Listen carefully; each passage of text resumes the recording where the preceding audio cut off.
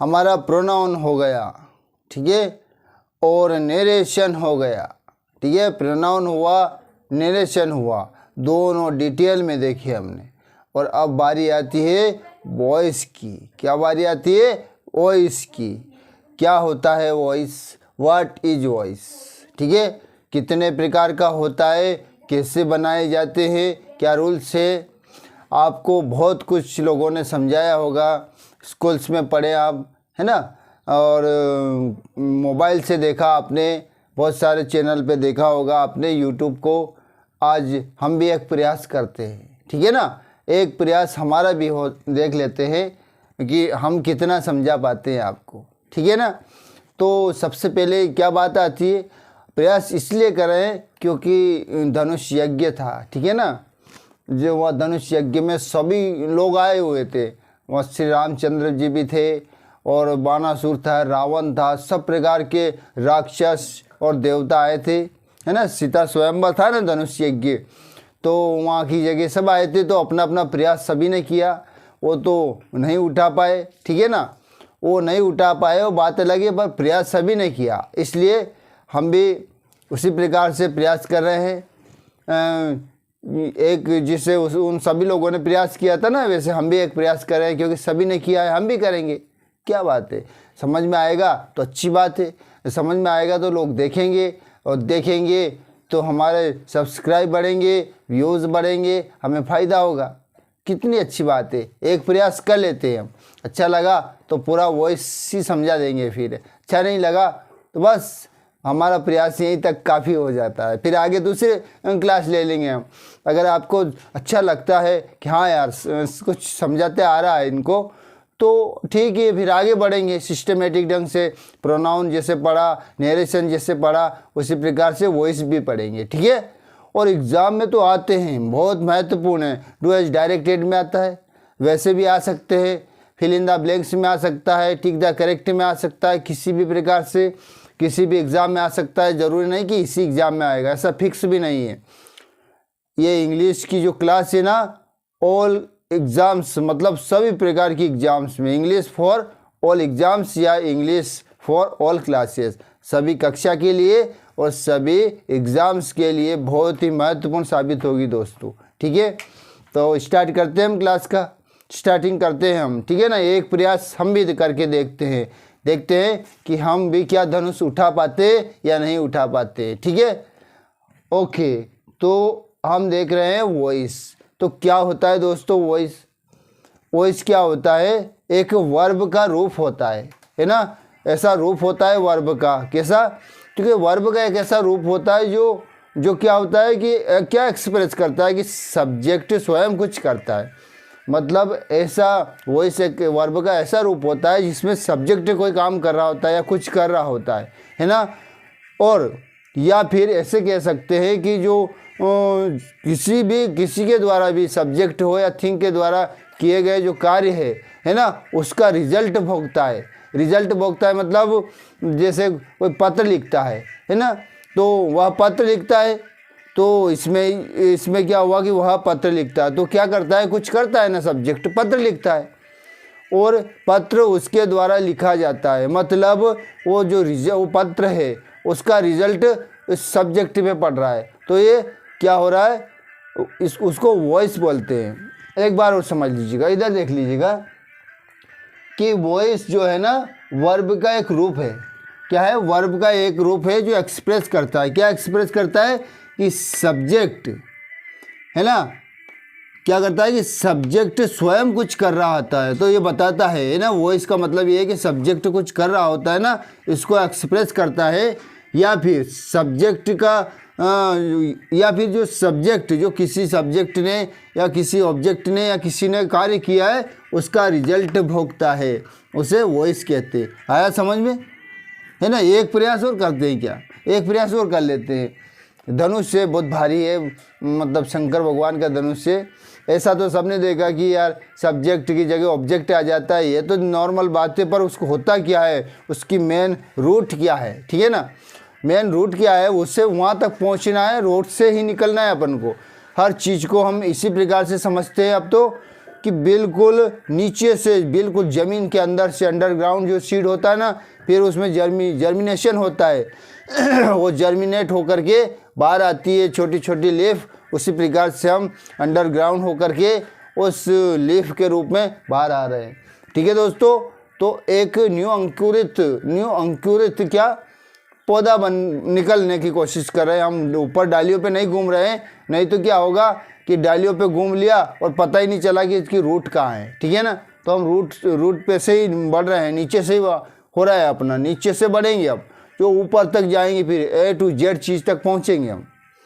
ठीक है, तो वॉइस क्या होता है, वर्ब का वह रूप होता है जो एक्सप्रेस करता है। क्या करता है एक्सप्रेस, कि सब्जेक्ट स्वयं कुछ करता है ना। देख लीजिएगा, तो इसमें परिभाषा है तो दोनों की रहेगी ना, ये ऐसा नहीं है कि एक दो भाई हैं, एक्टिव और पैसिव वॉइस।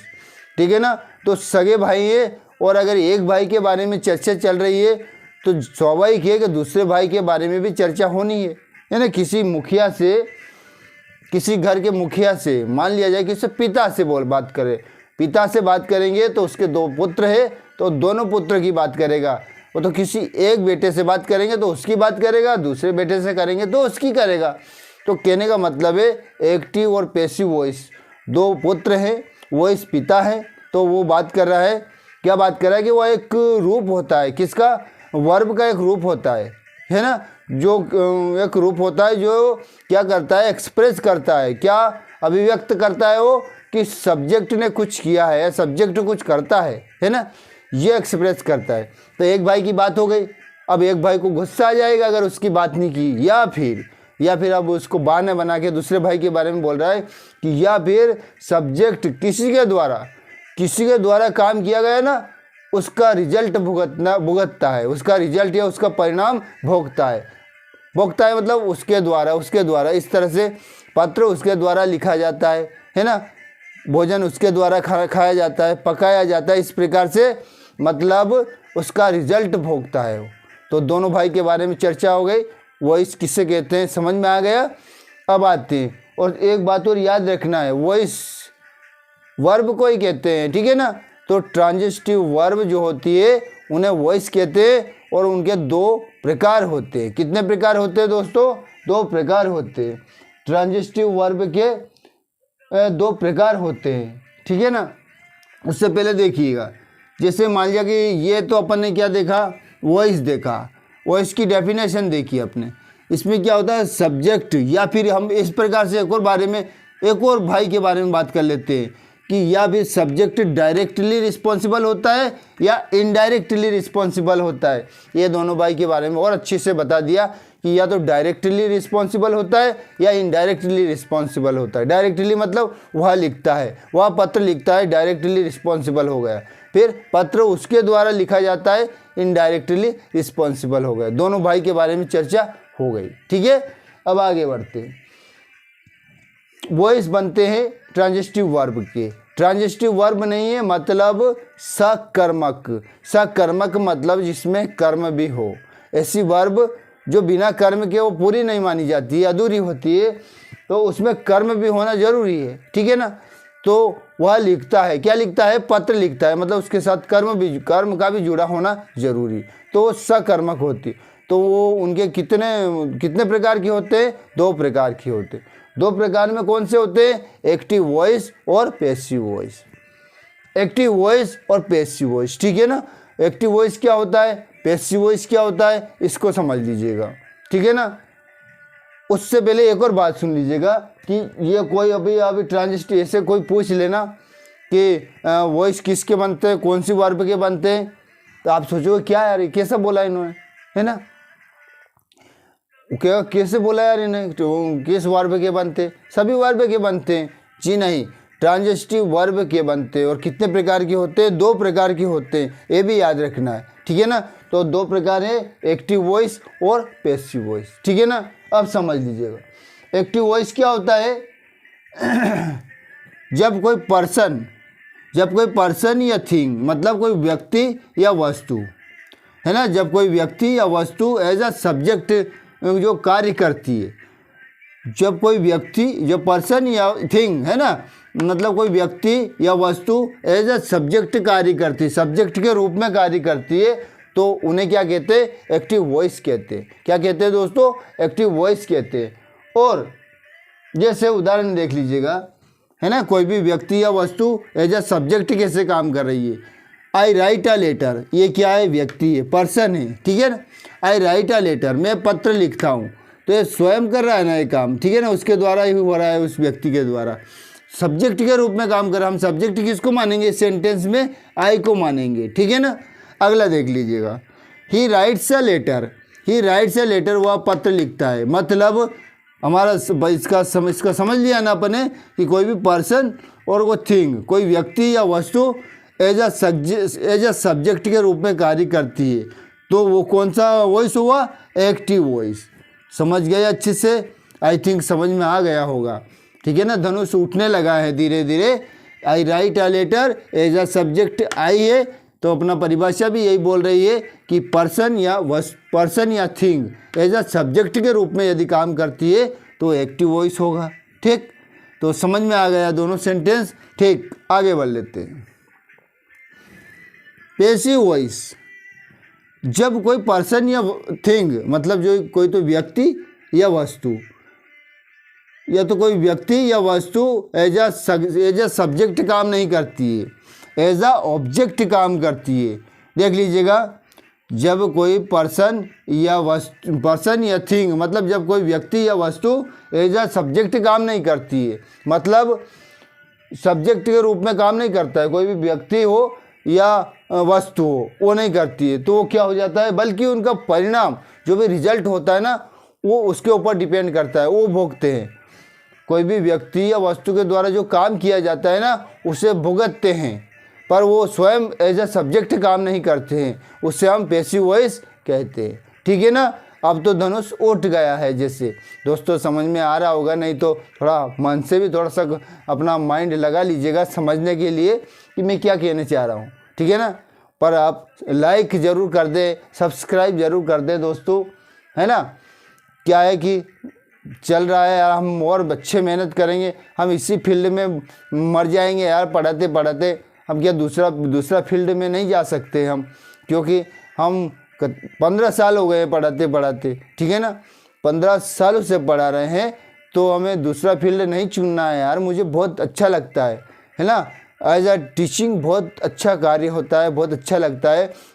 लड़कों को पढ़ाना बहुत ही प्यारा, बहुत ही अच्छा, सबसे सर्वश्रेष्ठ काम मानता हूं दोस्तों। तो आप थोड़ा सा हौसला बढ़ा दीजिए हमारा, है ना। आपका सहयोग यदि है तो हम बन जाएंगे यार। हमारा जो इंटरेस्ट है जिस फील्ड में, उस फील्ड में हम काम करेंगे अच्छे से। ठीक, तो हमने कोशिश किया, है ना, किसकी? धनुष उठाने की कोशिश किया, ठीक है ना। तो अब आगे बढ़ जाते हैं हम, ठीक है ना। क्लास तो स्टार्ट करनी ही पड़ेगी हमको, तो आगे बढ़ते थोड़े पैसिव वॉइस के उदाहरण और देख लेते, और एक बार रिपीट करके फिर आगे क्लास को स्टार्ट करेंगे, स्टेप बाय स्टेप स्टार्ट करेंगे क्लास को, ठीक है ना। पैसिव वॉइस में देख लीजिएगा, जब कोई व्यक्ति या वस्तु एज अ सब्जेक्ट काम नहीं करती है, पर जब कोई व्यक्ति या वस्तु के द्वारा कोई काम करता है ना, कोई काम होता है ना, तो उसका रिजल्ट भुगतते हैं। ये कौन? ये जो अपन बात कर रहे हैं ना, जो सब्जेक्ट के रूप में काम किया था इन्होंने, ये रिजल्ट भुगतते हैं। किनका परिणाम भुगतते हैं? जो भी कोई व्यक्ति या वस्तु काम कर रहा है उसका, ठीक है। देख लीजिएगा, a letter is written by me, तो ये सब्जेक्ट के रूप में क्या आ गया? यहाँ ऑब्जेक्ट आ गया, ठीक है ना। और ये तो ऑक्सिलरी वर्ब है ना, a letter is written by me, तो ये वो सब्जेक्ट का ऑब्जेक्टिव फॉर्म में आई का मी हो गया। A letter is written by me, ये यहाँ ही का हिम हो गया। A letter is written by me मतलब पत्र, ये देख लीजिएगा, पत्र मेरे द्वारा लिखा जाता है, पत्र उसके द्वारा लिखा जाता है। तो देख लीजिएगा, अब हम आ गए हैं एक्टिव इनटू पैसिव वॉइस। कुछ रूल होते हैं, जनरल रूल तो ये होता है, बाकी जो टेंस के अकॉर्डिंग चलेंगे वो नियम अलग हैं, पर ये अभी जो चल रहा है वो रूल्स किस प्रकार से हम समझ सकते हैं, एक्टिव को और पैसिव को, दोनों भाइयों को कैसे समझते हैं उन्हें देख लेते हैं। तो एक्टिव नामक भाई जो है, ठीक है ना, उसमें क्या होता है कि सबसे पहले सब्जेक्ट होता है, फिर वर्ब होती है, सब्जेक्ट होता है, वर्ब भी होती है, और यदि हो सके तो ऑक्सिलरी वर्ब भी होती है और मेन वर्ब भी होती है और ऑब्जेक्ट होता है। ये तो एक्टिव का हो गया, ठीक है ना। अब जब पैसिव में कन्वर्ट करेंगे तो जो सब्जेक्ट जो है उस जगह क्या आ जाएगा, ये सब्जेक्ट की जगह तो ऑब्जेक्ट आ जाएगा, मतलब पहले ऑब्जेक्ट आ गया, ठीक है ना। तो इस सब्जेक्ट की जगह क्या आ गया, पहले ऑब्जेक्ट आ गया। बाकी उस ऑब्जेक्ट के अनुसार, भले इस सब्जेक्ट के अनुसार कुछ भी लग रहा हो, इस भाई से संबंध नहीं है, अब इस भाई से संबंध है, क्योंकि वो इस भाई का स्थान अलग है, इस भाई का स्थान अलग है। तो जब ये आया सब्जेक्ट तो इसके अनुसार लगेगा, ये आया तो इनके दोस्त आएंगे, इनके दोस्त थोड़ी ना आएंगे। अगर ये आ रहा है इसमें तो इस फील्ड में यदि ये आ रहा है तो इस भाई के साथ इनके फ्रेंड्स आएंगे, ना कि एनिमी आएंगे। तो ये भाई है, इनके साथ में जो भी ऑक्सिलरी वर्ब आएगी, ये है ना, इसके साथ जो भी ऑक्सिलरी वर्ब आएगी, मेन वर्ब का याद रखना है कि ये भाई तीसरी फॉर्म रखता है।